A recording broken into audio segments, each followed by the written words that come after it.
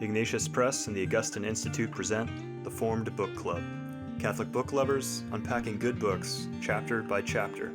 If you like us, please help us by subscribing and by reviewing us on Spotify, Apple Podcasts, or wherever you might listen. And don't forget to sign up for weekly updates and study questions at formedbookclub.ignatius.com. Welcome back to the Formed Book Club. We continue to discuss and almost finished discussing The American Pilgrimage by Christopher Shannon. These last couple of chapters, I think, are of particular interest for two reasons. One, it's fairly recent history, and therefore neither Shannon nor we have enough distance to see things clearly, and therefore there's more room, I think, for debate as well as discussion. And then secondly, I lived through the history, most of it, so I know some of the people who are mentioned here and some of the events that took place. And as I say, these are not yet mature enough for confident historical judgments, but that won't stop us from making our judgments on them, especially won't stop me. So let us begin with the chapter on ordinary time. He's got, three chapters in an epilogue in the third part. Lent, which we discussed last session, ordinary time, and then Advent for the future. Finally, the kind of out of sequence, isn't it? But his epilogue is Easter. So this chapter on ordinary time is divided into three parts, three subheads: justice, peace, and life. And he's talking about in, say, the last 60, 70 years, even prior to that, the last century, movements towards social justice in the church, the peace movements, and then the pro-life movement. So who would like to begin saying something after I have given my long-winded preface to this? Well, the first thing I have highlighted is 437. So if anybody has anything before that, go ahead.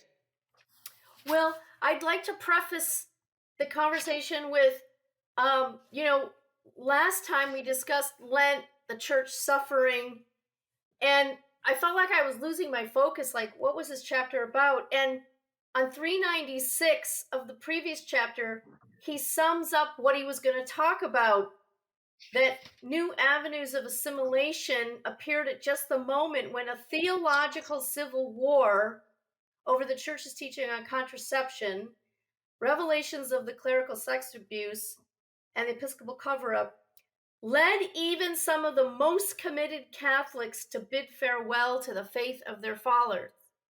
Now, in a way, he's jumping the gun on the sex abuse revelations because those come later.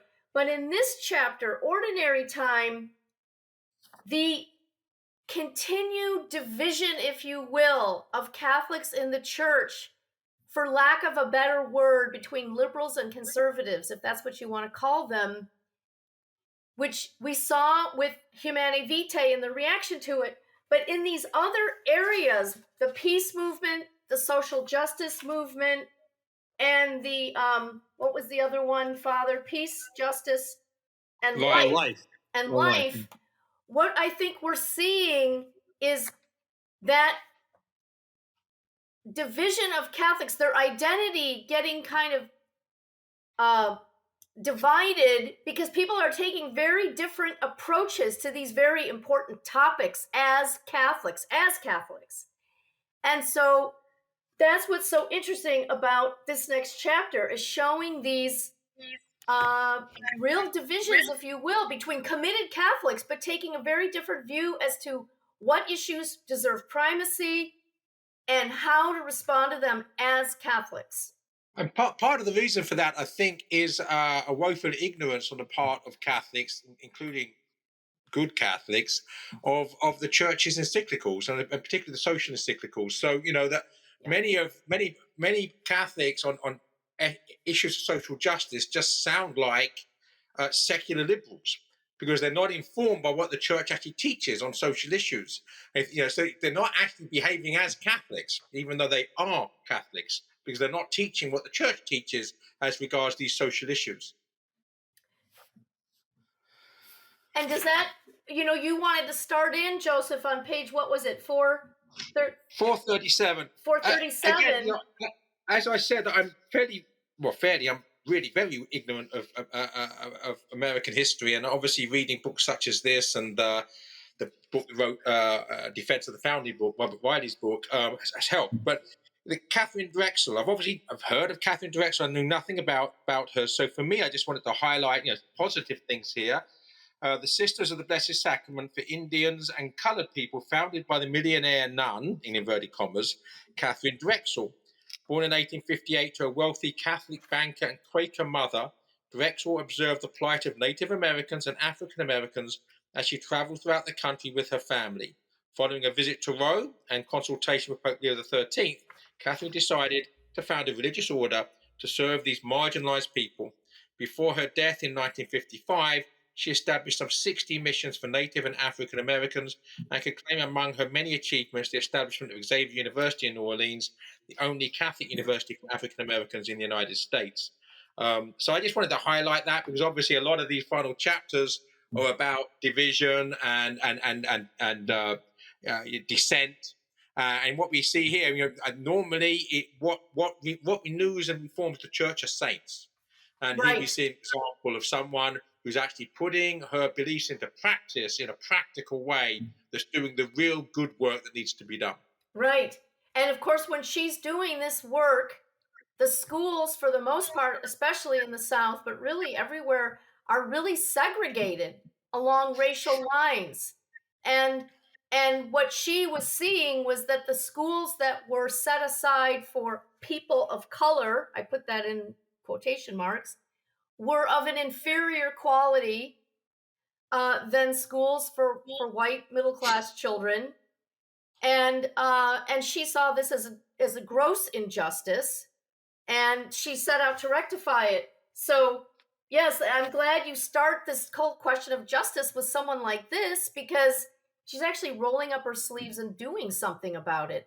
Yeah, and she's inspired to do so, at least in part, by meeting Pope Leo XIII, who published Rerum Novarum, which is the foundation of the Church's social teaching in the modern world. And again, so she's taken the Church's teaching to heart and acted upon it, And right? Rather than having some ideological perspective which has nothing to do with the teaching of the Church and acting upon that. And she actually used her own personal fortune to start these institutions. She spent it all to the last penny, for the most part, setting up these schools. A brief meta comment.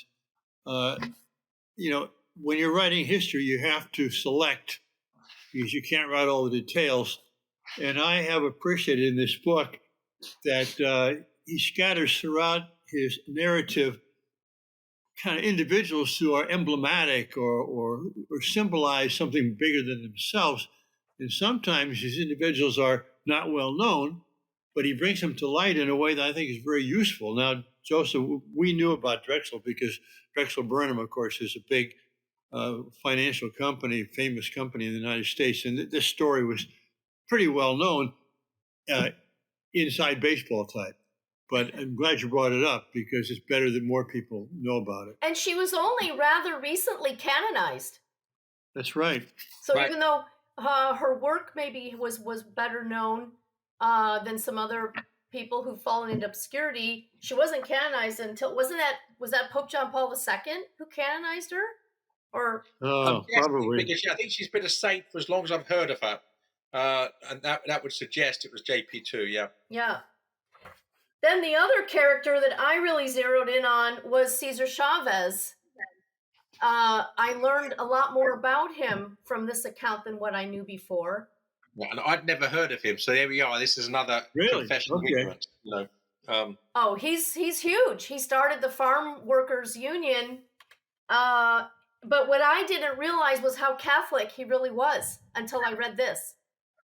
Yes, and even again in Joseph's defense here, although he was a national figure, it all took place in California, and basically it was the Farm Workers Association, it was the grape growers. It wasn't the tobacco farmers of Virginia, so it was very well known here. We have streets named after him.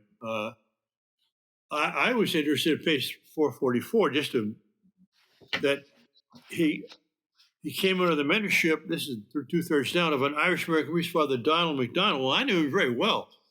Father MacDonald was a phenomenal guy, an interesting guy, quite a character, but he was there at the beginning of the March for Life, the West Coast Walk for Life, always. He had the Our Lady Guadalupe Parish. I mean, he was one of these rugged guys. He wasn't very big, but you wouldn't want to mess with him. I mean, he was just spring steel, and it's a wonderful, wonderful person. I didn't realize that he'd been so important in the life of Cesar Chavez. The other person who comes up in the Chavez story, Dorothy Day, participated in the march to Sacramento, the state capital that is mentioned here. Her cause. Might I request, Vivian, that you give page references, because I'm trying to highlight so I can do the discussion questions. Well, I don't know if Dorothy Day's presence in that march is mentioned here in this book. But, it's okay. It's okay. It's not the hand. If it's not the hand, it doesn't matter. But if you're referring and you have the page reference, just give it. That's fine. Okay. Right. Well, so that the first section on justice. I mean, I've got much more on peace and life here, but any other comments on this section on justice?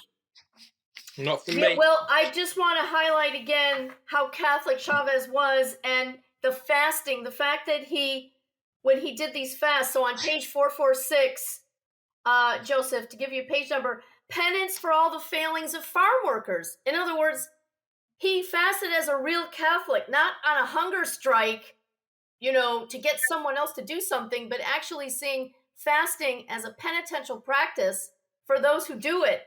And those were things I learned that I did not know about him. Yes, I mean, it's a little bit Solomonic in the sense that Solomon was wise and ended up poorly with all the women that he brought around him. But likewise, Chavez, as it says on 448, in the middle of the page, Chavez, that perhaps a misguided understanding of Christian charity, went along with the gay agenda. Well, not perhaps misguided, but anyway. So that was the early stages of it, though. And so I think we can be more forgiving. To give another quote there about that, the increasingly marginalized labor movement faced pressure from liberal allies to include gay and lesbian rights. And so, he could have been, maybe he shouldn't have allowed himself to be co-opted, but it would be hard. Yes, I think again, I was tempted to play devil's advocate here, because Father's, of course, completely correct that that going along with the homosexual agenda is not perhaps a misguided understanding. But I think there's an ambiguity here, perhaps.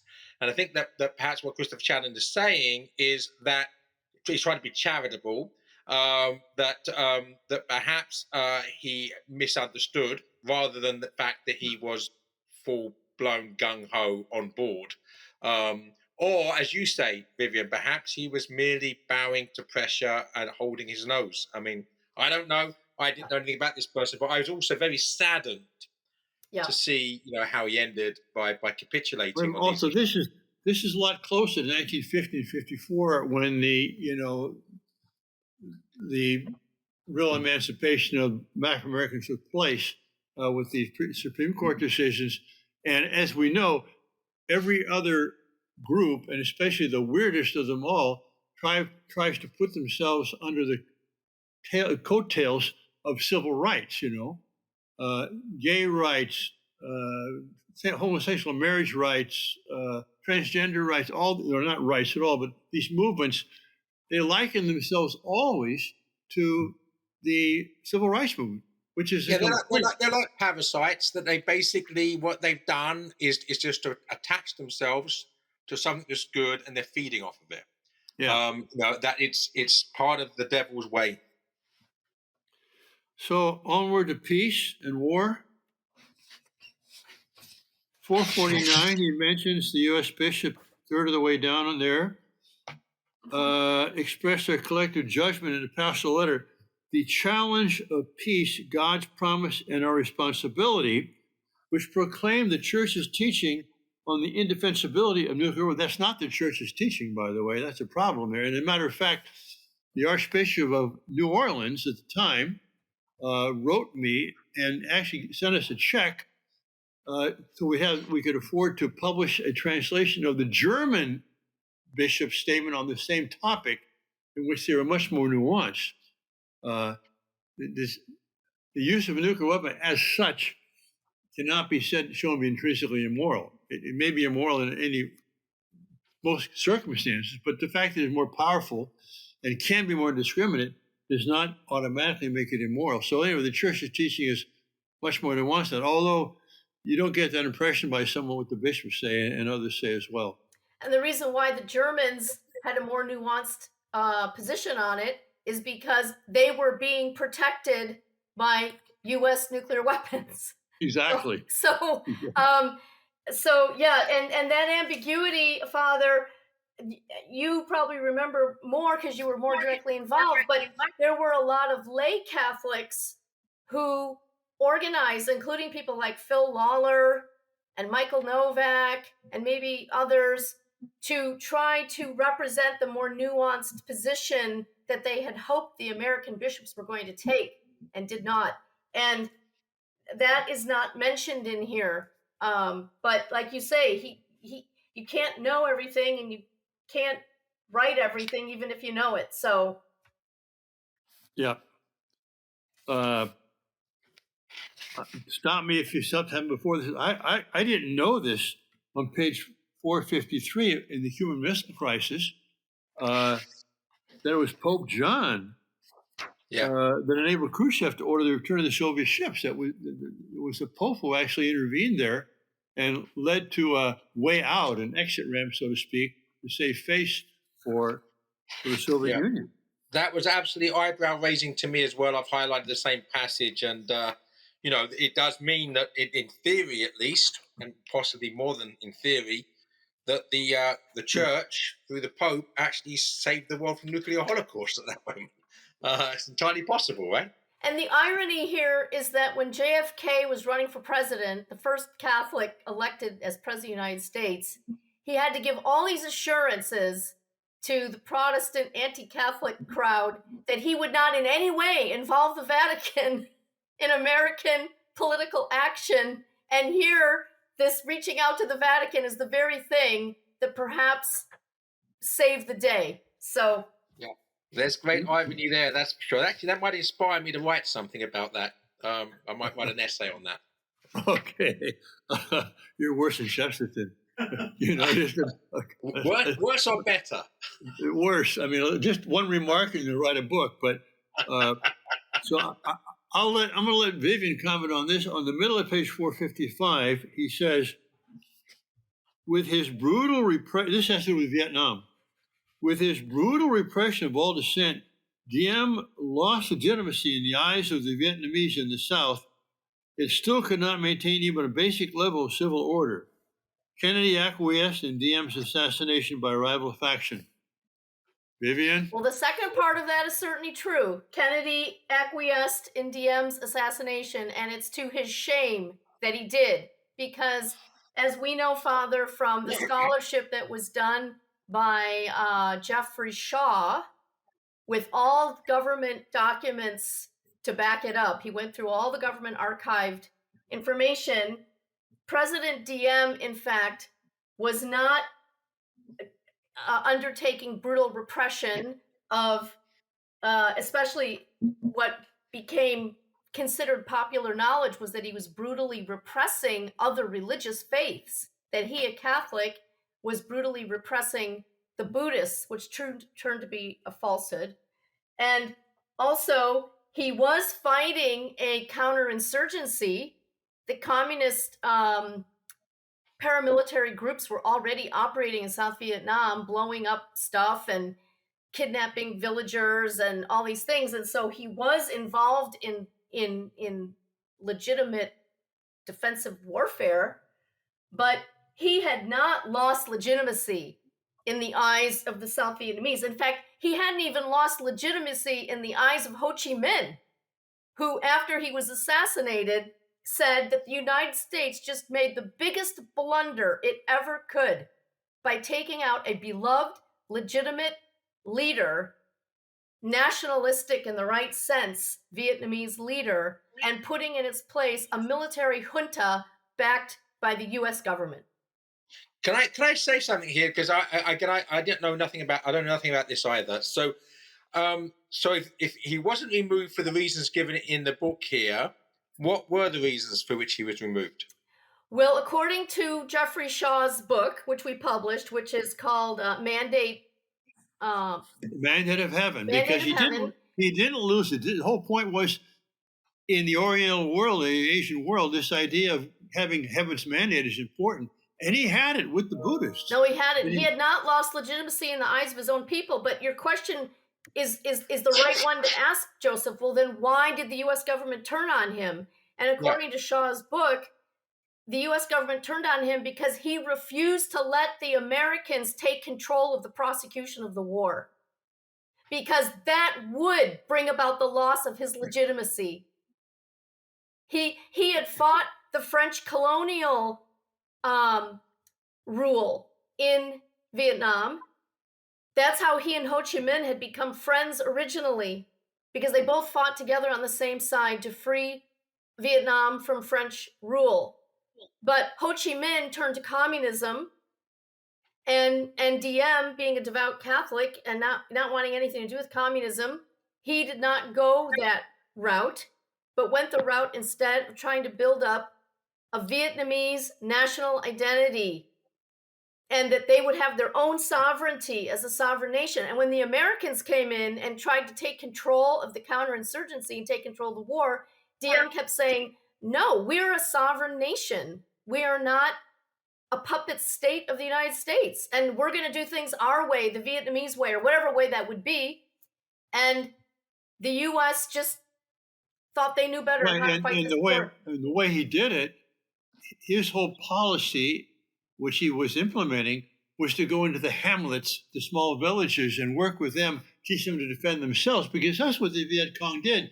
They would invade and terrorize these villages. Well, he wanted to have villages have their own police force. Yep. We don't need American troops there. We need some training. Yep. And it was wildly successful. It was. And in fact, the person that Diem consulted to put together this approach was the man who led the British counterinsurgency program in Malaysia successfully. I can't remember the man's name.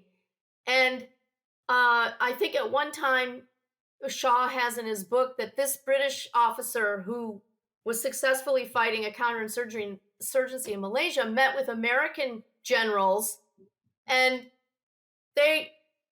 they wanted to, no, he doesn't know what he's talking about. They don't know what they're doing. We know how to win a war, and we're going to go in there. And so, yes, it was really a tragedy of huge proportions, because... Well, could we say that if the Catholic legitimate ruler of Vietnam had not been assassinated, that the Vietnam War might have been avoided? Well, the war was already on, but I mean, it would have been successfully concluded. Perhaps. I meant the Vietnam War that the Americans became involved in somewhat later is what I meant. Would we have lost 50,000 men in Vietnam had we not taken this approach? Probably not. Because as soon as we started prosecuting the war, we were doing it in a way that was doomed to fail, actually. And one of the ways that doomed it to fail, which Ho Chi Minh himself saw, was that the government that the Americans put in power had no legitimacy in the eyes of the people. Wow. That's right. And then we, the Americans, allowed the North Vietnamese to come through Laos and Cambodia on the flank of Vietnam. That was the Ho Chi Minh Trail. Yeah. So Joseph, when I was working on this book, because it came to us as a dissertation and it needed a lot of help to get into sort of a popular book kind of thing. And so much of this stuff was blowing my mind. Like, this was completely counter what we had all learned about the war and the American. So I was like, how do I know if this guy? He's Canadian, by the way. How do I know if where's he getting all this? How do I know if this is true? So I went to some of his sources and I found he used a lot of archives at the University of Virginia. And one of them was an audio recording of President Johnson after JFK's assassination. Vice President Johnson became president. And sure enough, I got on this I got this recording at the archives of the university. I'm listening to the voice of President Johnson saying, in so many words, we have royally screwed this up. We were told that DM was some kind of monster who had to be taken out, and we went along with that, and now look at the mess that we're in. But this war isn't going to be lost on my watch. Yeah. Right? And wow. Yeah. So we might want to discuss that book sometime. It's really a worthwhile book when you think about it. I'm absolutely fascinated by the whole thing. This is a whole new vista that's being presented to me about that chapter of history of which I was absolutely ignorant. Well, it opened our eyes too to the, who controls it. And in that book, by the way, we discussed about how these reporters of the New York Times, Washington Post, they'd be there in Saigon, and they wouldn't even go out and they talk to each other. It was like writing off of Twitter, and that's all you do. You don't go out and talk to anybody. You're sitting in a Saigon cafe. And the other thing about that, you see how much the media has been,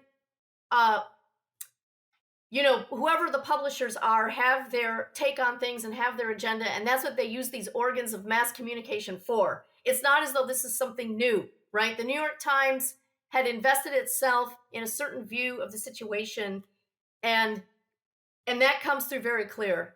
And it's an eye popper of a book, that is for sure. And one main reason why Kennedy went along with it, DM was a Catholic, okay? Kennedy had met him before DM became president of South Vietnam, because he did spend time in the States. In fact, he spent time in a seminary and everything. But JFK was running for re-election. And the New York Times was very successfully playing the Catholic card in their reporting that the reason why Kennedy is supporting this dictator in Vietnam is because he's Catholic. And Kennedy was warned that if he didn't agree to taking DM out and betraying him, that he would lose re-election. Well, guess what? Kennedy himself was assassinated, so. And how did they, a month later, and how did they assassinate him?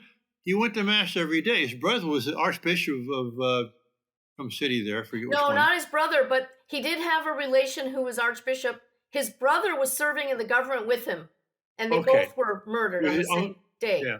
And you're right, they were. It was All Saints Day or All Souls Day, and they had been to Mass and they were ambushed at the church. Yeah. And they were killed in such a brutal way. I can't even describe it on the air. All right, let's make a note of that. We'll think about it and perhaps consider it something to discuss in a future session. I'm very grateful, and I know that a lot of our viewers will be grateful just to be enlightened by that, because you know it because you've read that book. The vast majority of people have not read that book, and they don't know it, and that they need to know it. They should know it. Well, let's put it on the list then. Okay. All right. We're not going to finish this chapter, which is fine with me, because there's 3 parts. We kind of took the justice part quickly. This was the peace part, and I've got even more to say on the life part, but let's finish at least this part, page 456. Just a side note here, but 2/3 of the way down. The U.S. bishops speaking as the voice of the church in America. No, the U.S. Bishops' Conference does not speak as the voice of the church. The voice of the church is the local ordinary in union with the Pope, and that's it. The USCC does not speak with the voice of the church. People have to get it through their heads. Now, it's important what they say, and especially, it began as what was called the War Committee or something like that, the War Conference, because during World War I. But the point of that was to help bishops come together and be able to speak with a more united front on issues that had to do with civil and social life. It's not part of the magisterium. By the way, and that goes back to that statement on nuclear war that the bishops put out, the American bishops. The German bishops had a different take on it. Well, who do you follow? Well, you can follow either one, because neither one of them is speaking on behalf of the Catholic Church, strictly speaking.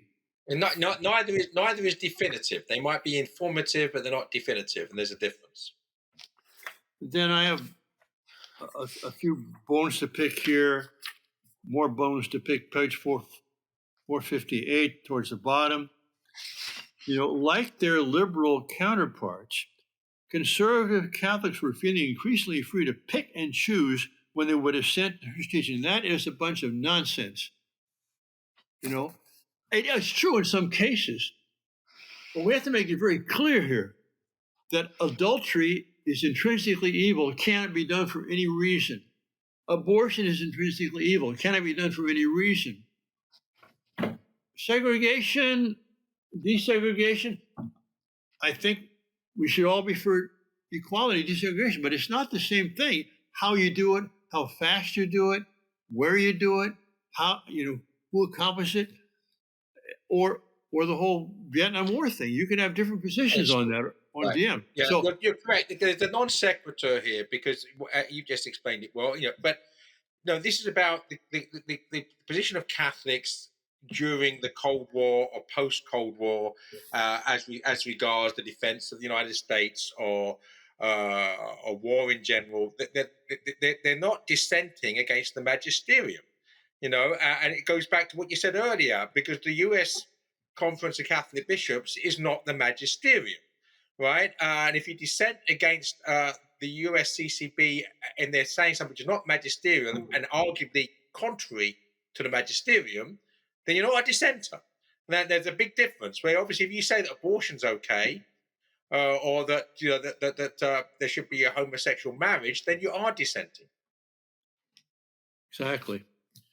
Then I have on page 459, again, just 5 lines down, Kroll stated that the just war teaching precluded the use of nuclear weapons. That's not what the just war teaching says. So, Both he said Kroll states that, whoever he is. Pardon me? Kroll, yeah, Carlin Kroll was head of the USCCB, or what do they call it? Yeah. And then, but what the proper expression is what was quoted here from the Challenge of Peace, that citation there, where it says, under no circumstances may nuclear weapons or other instruments of mass slaughter be used for the purpose of destroying population centers or other predominantly civilian targets. That is consistent with church teaching entirely, but it does not preclude any use of nuclear weapons. By the way, I'm not trying to promote use of nuclear weapons. I'd like to get rid of them all. But we have to be careful. What you're being is logical. And that's all. Yeah. Well, I would say we've gone pretty much over half hour. Why don't we call it here, and we'll pick up next session with this final part of this chapter. Sound good? All right. Yeah. Thanks, everybody. God bless you all.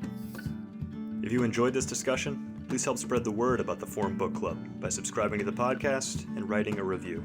You can sign up for weekly updates at forumbookclub.ignatius.com.